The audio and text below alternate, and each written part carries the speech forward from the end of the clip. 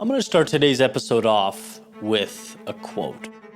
This is from Seneca, and he wrote, "I judge you unfortunate because you've never lived through misfortune. You've passed through life without an opponent. No one can ever know what you're capable of, not even you." A brilliant member of the Your World Within team, Ashley, she sent me a kind of a thought experiment the other day.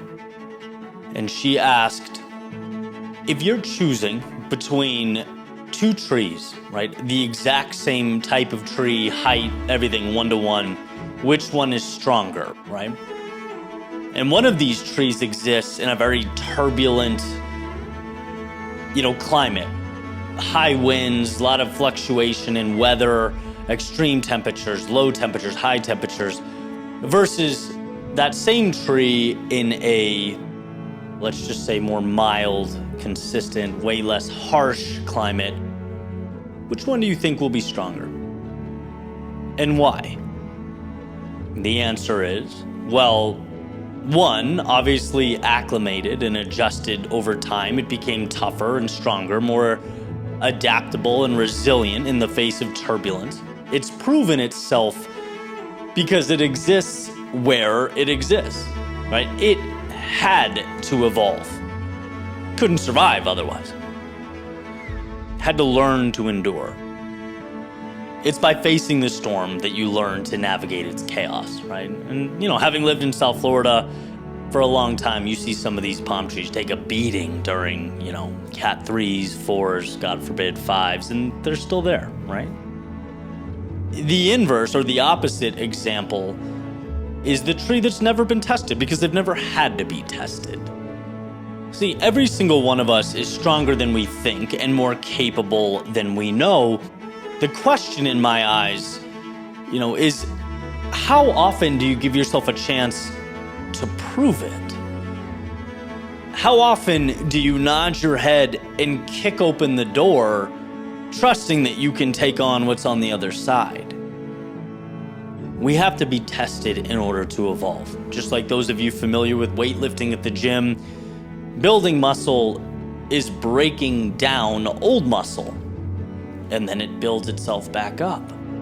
A little bit fractionally stronger than it was before you broke it down, right? Rinse, repeat, rinse, repeat. I think a lot of people don't realize that growth is just a lagging indicator, right? It's the product of your strength and your willingness to attack something new in the first place. And sometimes, by the way, life gives you no choice. It throws the kitchen sink at you. But, and this is the fun part, when you fall in love with that process, when the gratification of progress pulls you in, life becomes an opportunity, a gift, a game, a chance to step into an evolved version of yourself. We do what hurts now so that it doesn't hurt tomorrow, so that the doubt becomes armor, right? We attack things that seem bigger than us today so that those ceilings become floors tomorrow. Stop signs become stepping stones. And this is, not merely a collection of cliches. This is a very real reminder. The further you're willing to go, the more life will give. The harder you're willing to push, the more opportunities are going to present themselves to you. Comfort isn't the enemy because of what it is. Right? Comfort is the enemy because of what it is not. It is not conducive to growth. It's antithetical to any pursuit of meaning. Comfort is often stagnation. So how do we realize this? Simple. Go out into the world and, as the saying goes, do one thing every day that scares you. You'll find what does scare you becomes more and more infrequent. I'm not sure that it's the world getting smaller as much as you and your self-belief and trust in who you are gets bigger. It's earning confidence. oh wow, the city can fall down and I can rise from the ashes, then why not live a life with more skylines? Why not dive deeper into the horizon? Not to prove anything to the world, but to show yourself. Right? The chisel sharpens the marble. It initiates the masterpiece. So when you look around and think, I'm worthy of more, or my heart's longing for something different, bigger, a life transformed, drop yourself into the storm. So that one, you become capable of moving through it, and two, you remind yourself, you prove to yourself who you are. That matters. You're not the type of person who sits and watches life go by. You are the person who steps into the abyss and determines what life is. You're not an order taker, you're an architect. Manufacturing opponents not to defeat them, but to elevate you. So again, go find obstacles. Attack chaos. Immerse yourself in unknowns. Be the one who doesn't know but steps in anyway. Not to prove anything to the world, not to show anything to anyone, but to remind yourself that you can. To remind yourself that most will say no, and that's fine, but that's not who you are. When the sky's falling and the walls are crashing, you are the one who finds a way.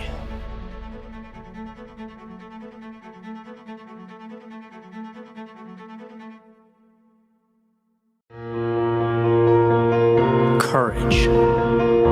Storming the castle and slaying the dragon. Overcoming all odds, achieving greatness, taking the game-winning shot when you have everything to lose. Courage. Doing that which you are afraid to do. It's engraved in every step you take. Courage is in each little decision, each fork in the road. It's not just an endpoint or a victory or the act of holding up a trophy. It's representative of so much more. Every milestone is comprised of thousands of courageous actions. Deciding to begin again, going where others haven't, having the confidence to stay true to yourself and who you are. Courage has roots, and they're interwoven into the current moment. Like anything, it's built. If your goal is ambitious, it is courageous. And if it's courageous, it begins now. It's life moving around you, waiting for you to see it, to take it head on. Greatness is in every courageous step you take. Not tomorrow, next month, or next year, but the one right in front of you today.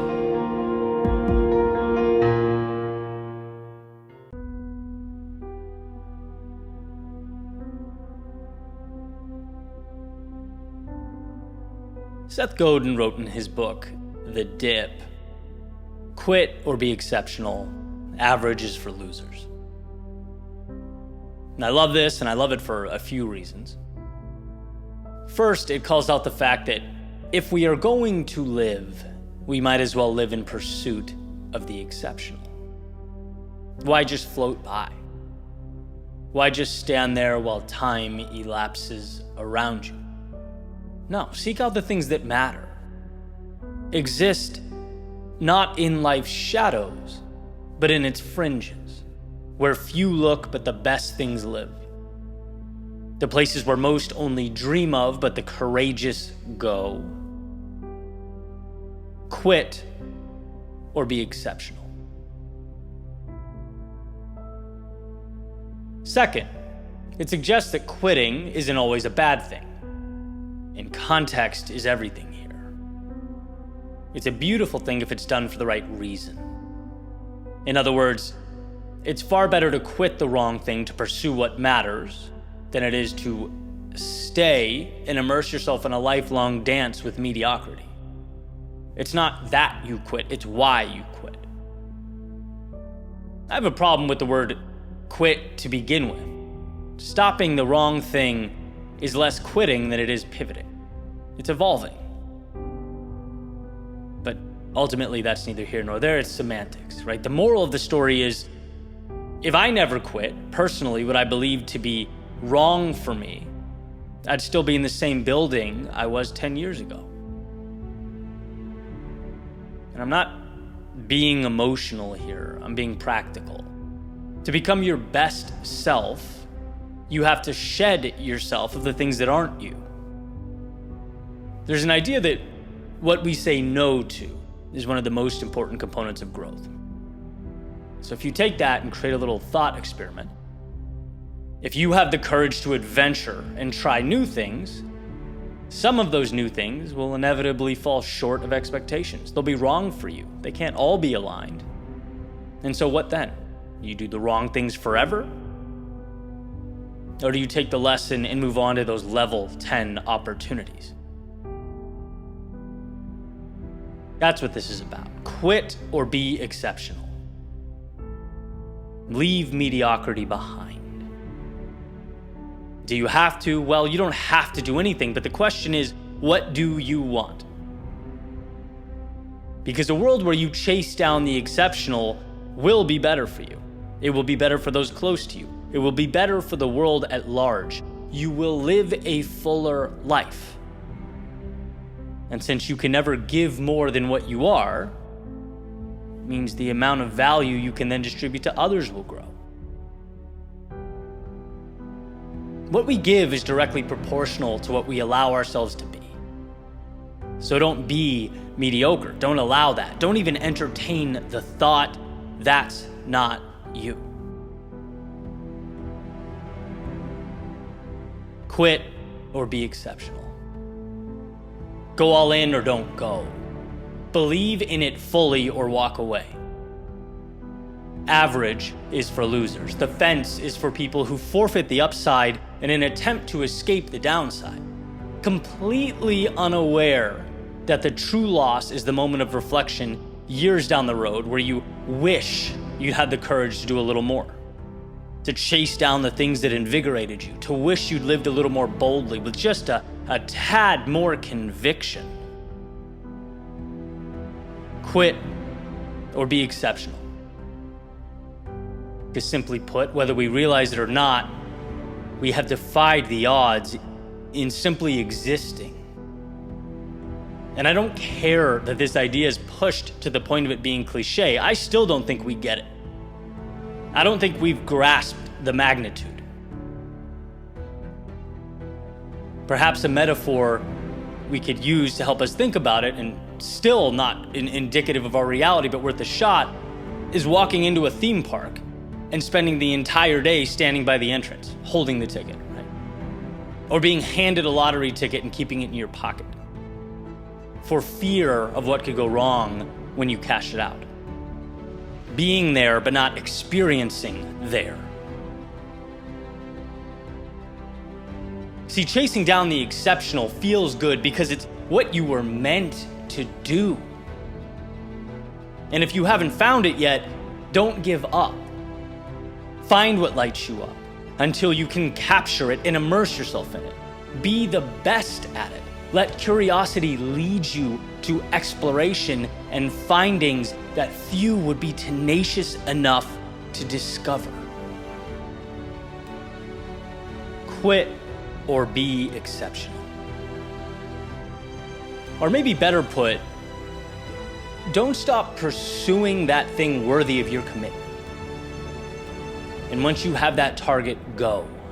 Like everything is riding on it, go. Like it's the sun around which all else revolves, go. Life is simply too short to leave your greatness on the shelf.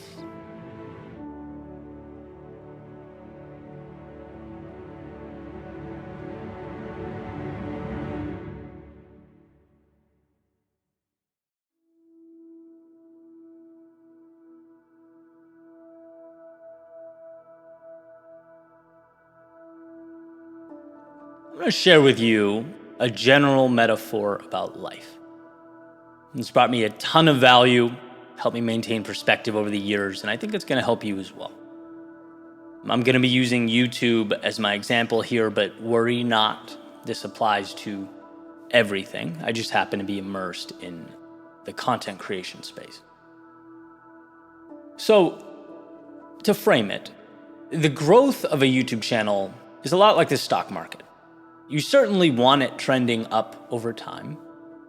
You want your work to reach, as many people as it can. But there are, and have been, segments along the way where that growth slows down. There are times when the channel overall, it just gets less engagement, less views, all of it. And you look at it when that's happening, when you're in the midst of one of those dips and you think, oh no, what have I done? Anytime something you're creating slows down, it can be jolting.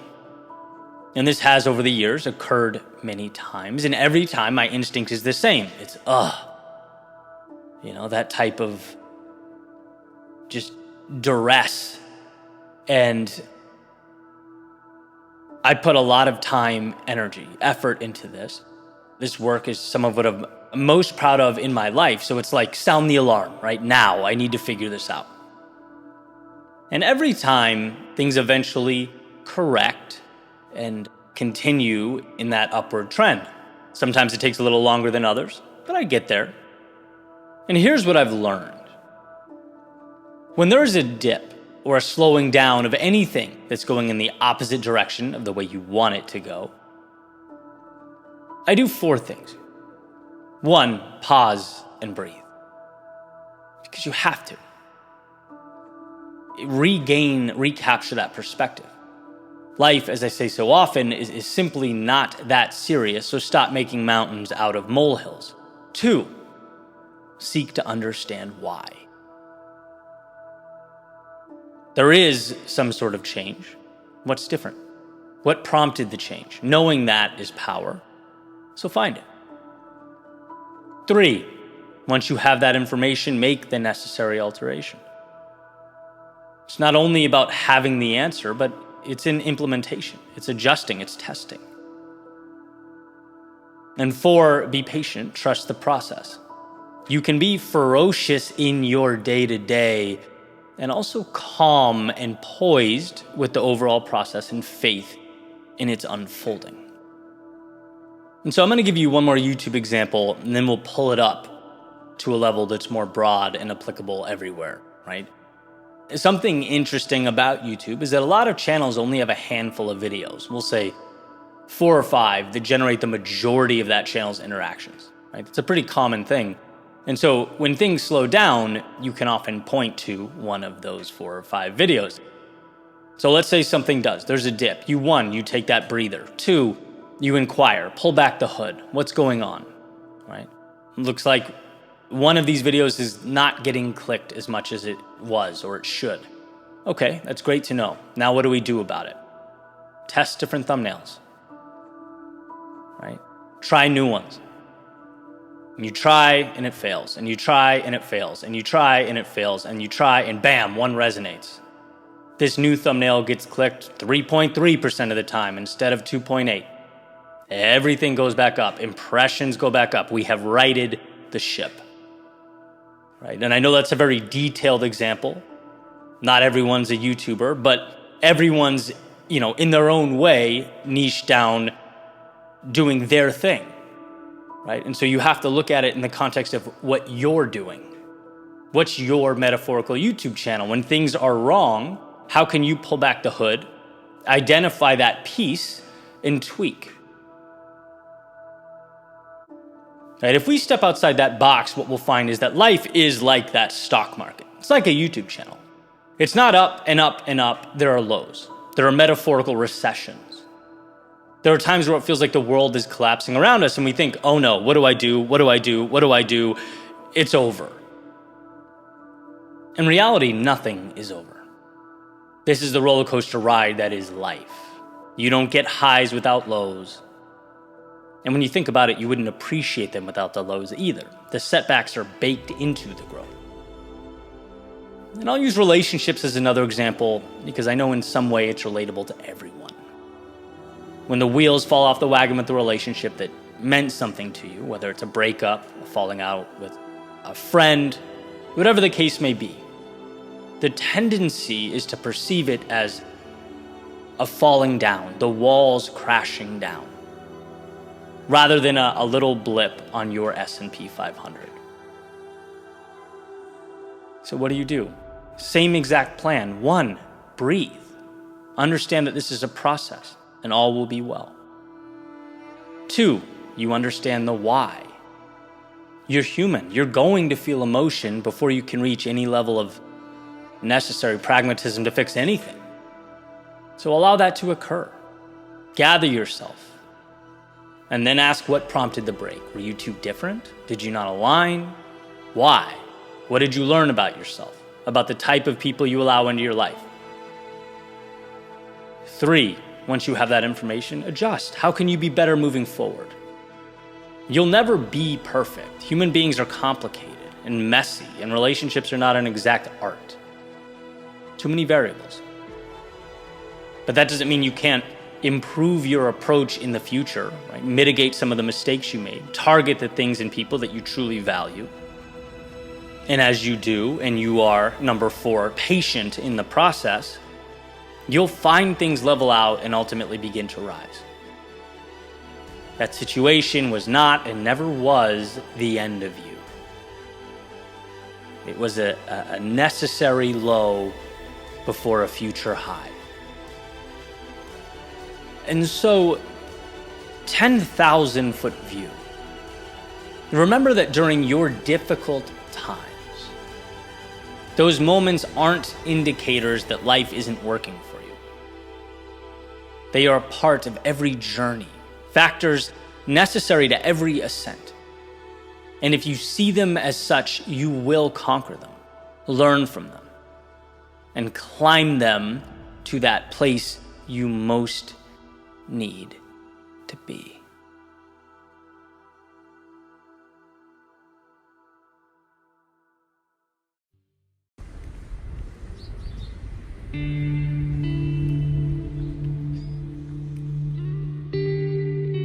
Sometimes when I need to take a step back and think, I like to listen to the sound of waves on the beach, crashing in their beautiful simplicity. As quickly as they come, they go, receding back into that vast ocean from which they arrived. They were an instant. Lightning in a bottle, this gentle reminder that all we have is right now. Sure, there's a future, but that's just a right now that hasn't arrived yet. And maybe there's a past, but isn't that just a right now come and gone? We're a collection of these singular moments in time, a product of the stars aligning, the universe conspiring to put us right here, right now. And the truth is, we can come back to the location, we can even attempt to recreate it, but it will never be what it was in that moment. Because every moment is different than the one that precedes it, and every breath takes in something new, and every glance sees just a little differently. Every second is the first, the last, and the only.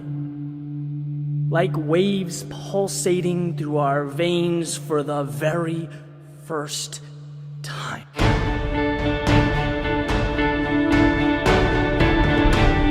Why not soak in the warmth of the sunrise? Lose yourself in the depths of worlds undiscovered. Why not chase down that spot where the road meets the horizon? Taste the sweetness in every sip. Dance under the glow of the moon. Laugh like nothing else matters. Why not cherish right now, this moment in time? So when the tide reaches down and calls for its inevitable retreat, only the magic will remain.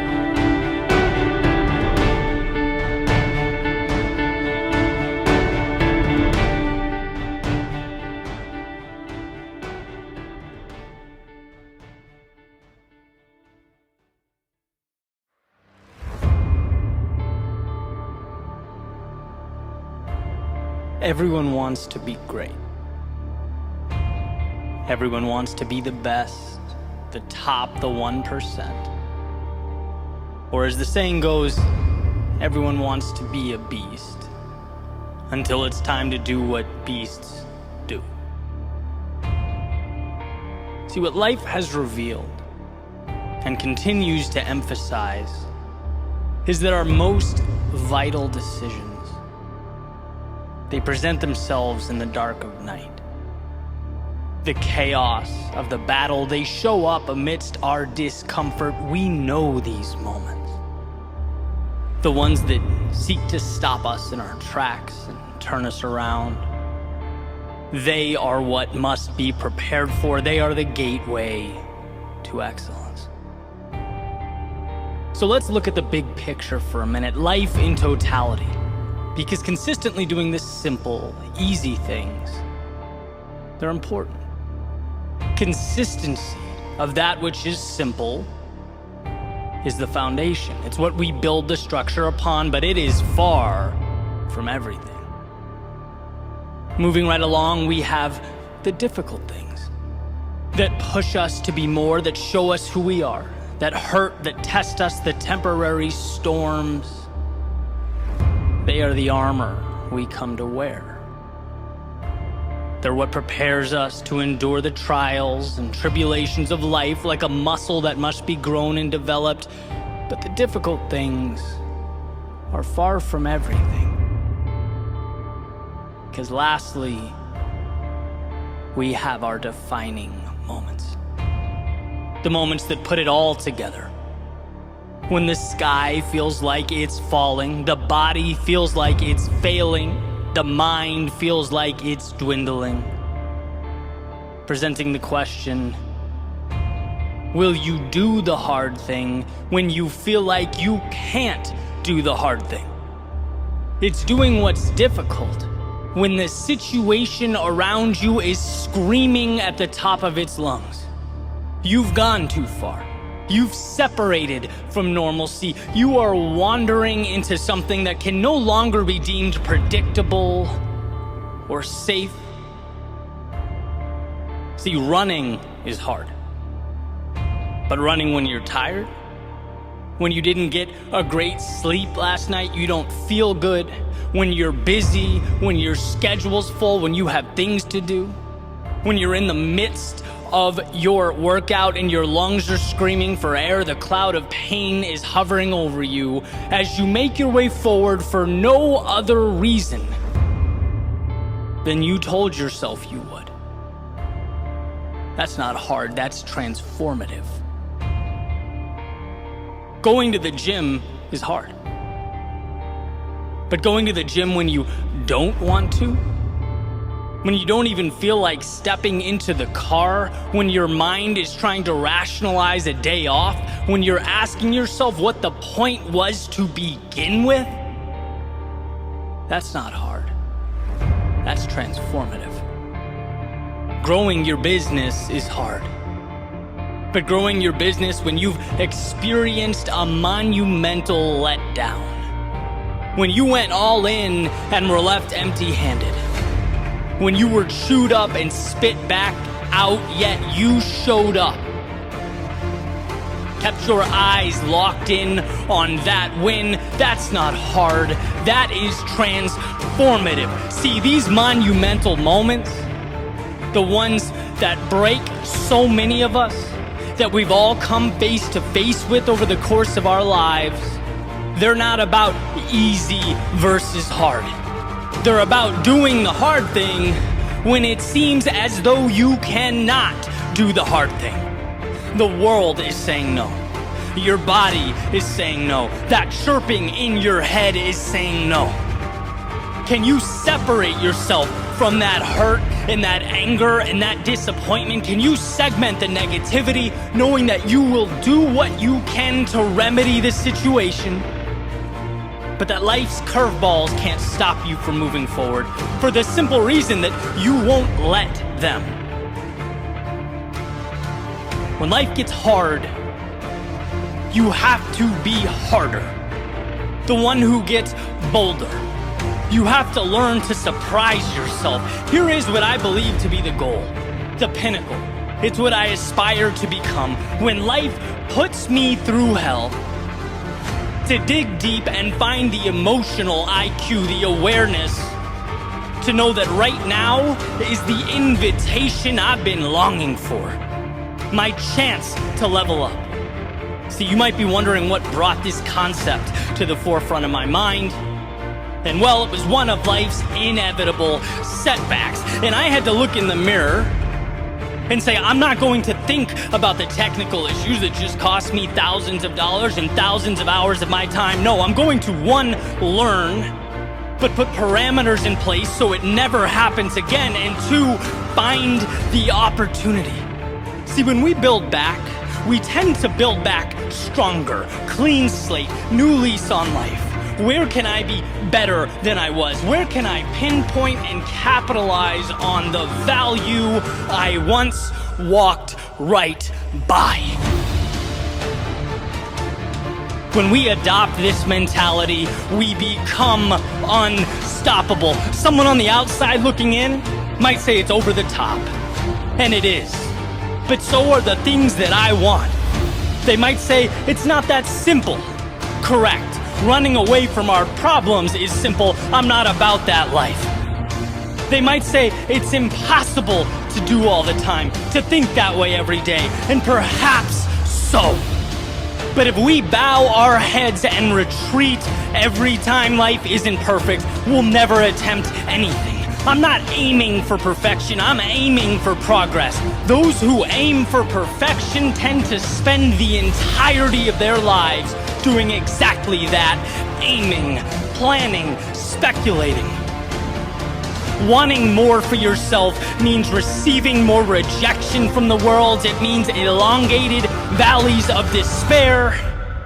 It means deeper treks through the heart of the vast unknown, across distant lands and through turbulent waters. It means doing the hard thing when the circumstances are what mere mortals call impossible. At some point, we must transcend the versions of ourselves we once were. We must recategorize and redefine the adversity we face in life. Be the ones who find something where others see nothing. Find value in the seemingly valueless. Let us start from the premonition that there's always a solution. And if there is always a solution, there is always a way to bring it to existence. Some will stop at easy. Fine, let them. Some will stop at hard. Great, to each their own. But if one dares to push further, to trudge forth into the night, they will be tasked with doing the hard thing when the circumstances are devastating. They will be asked not just to sail the ship, but to sail it through the storm, to not just build the tower, but to build as the skies open up, the wind blows, and the ground shakes. That will be the difference. That has always been the difference. So what will you do when the time arises? Who will you choose to become?